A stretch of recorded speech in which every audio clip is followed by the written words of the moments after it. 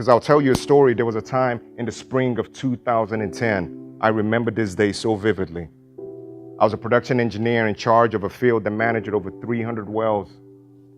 And this was in the afternoon. I was making sure my checklist was done. I was making sure that the wells were doing all right. And I heard a knock on the door. And it was my boss's boss. And he comes in and says, "Hey, Kingsley, how you doing?"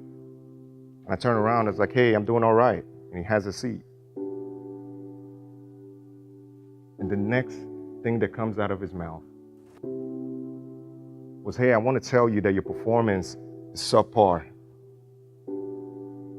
That comparing you to the other engineers, you're not even doing as good as you're supposed to. I can see your faces already in disbelief and shock that your boss's boss is coming to tell you that." As I sat there, my emotions ran high. It was less than 5 minutes and he was done. But when he left, I sat there for the next few minutes.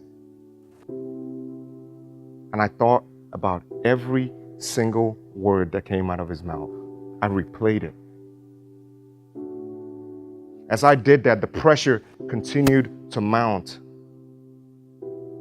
So I decided to pick my bags and head to the house. By the time I got home, the pressure had got too much. And the only way I knew how to relieve it was to go to the gym. You see, because I realized that going to the gym, I heard a lot of news and reading articles that exercise increases endorphins. I wanted that feel-good feeling to get that pressure out. So I spent an hour and a half in the gym. By the time I got home, I had realized, okay, let's take this the same approach that we handle when you make your fitness goals in the gym and you don't make it. So I laid out all the comments he made during the conversation.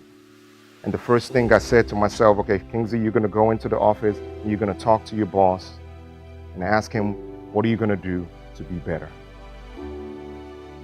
So I go in there, and trust me, every fiber of my being, it was one of the most difficult times.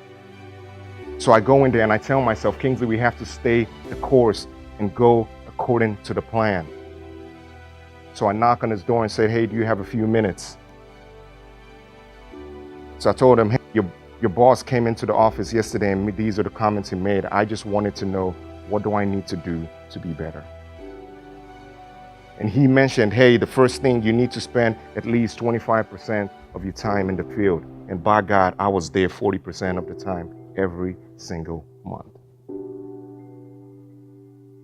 6 months later, I was promoted. And you know what, to top it off? My boss's boss came to me and he made the comment that that has been the most drastic turnaround of anybody he has met, given that kind of feedback. See, I'm sure everybody in here has their own stories that are far less or greater than mine. But the truth of the matter is, each of your stories all have pressures that you deal with differently. And my ask for you today, this morning, is that you put your wellness first.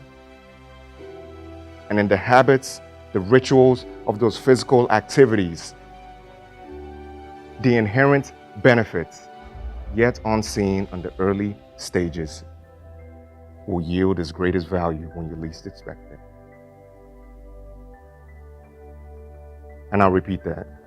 The inherent benefits, yet unseen in the early stages, will yield its greatest value when you least expect it.